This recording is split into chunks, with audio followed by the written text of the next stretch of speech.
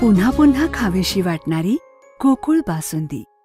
शक्तीपीठ महामार्गाचं समर्थन करता करता आमदार राजेश क्षीरसागर एवढे वाहवत गेले आणि नेमकं आपण काय बोलतोय काय नाही याचंही भान त्यांना राहिलेलं नाही। माझी 500 एकर जमीन असल्याचा आरोप त्यांनी केला। मी कोल्हापूर जिल्ह्याच्या बाहेर असल्यामुळे मला ते उशिरा समजलं। 26 तारखेला मी कोल्हापूरला बिंदू चौकात येतो। मी आतापर्यंत 5 निवडणुका लढवलेल्या आहेत आणि या 5 निवडणुकीमध्ये माझ्या संपत्तीचं विवरणपत्र जोडलेलं आहे।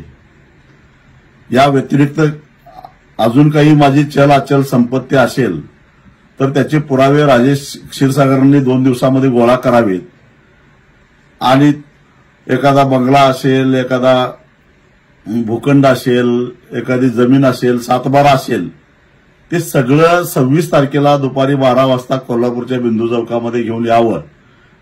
मी येताना बक्षीसपत्र घेऊन येतो आणि त्याचे गट नंबर किंवा सर्वे नंबर टाकून राजेश क्षीरसागर यांनाच ते बक्षीस देऊन टाकतो। माझं आव्हान त्यांनी हे स्वीकारावं।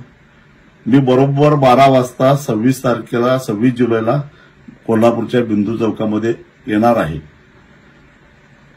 आणि हे जर का त्यांना दाखवता आलं नाही तर राजेश क्षीरसागर यांनी आपली संपत्ती मला नको पण करवीर निवासिनी महालक्ष्मी अंबाबाईला दान करून करावी, त्याचा आपल्याला चांगल्या पद्धतीने विकास करता येईल एवढं आव्हान त्यांनी आता स्वीकारावं।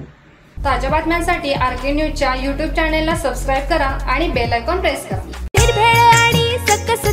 गोकुळ लई भारी गोकुळ दूध आणि दर्जेदार दुग्ध उत्पादने। चव आहे कोल्हापुरी। गोकुळ लई भारी।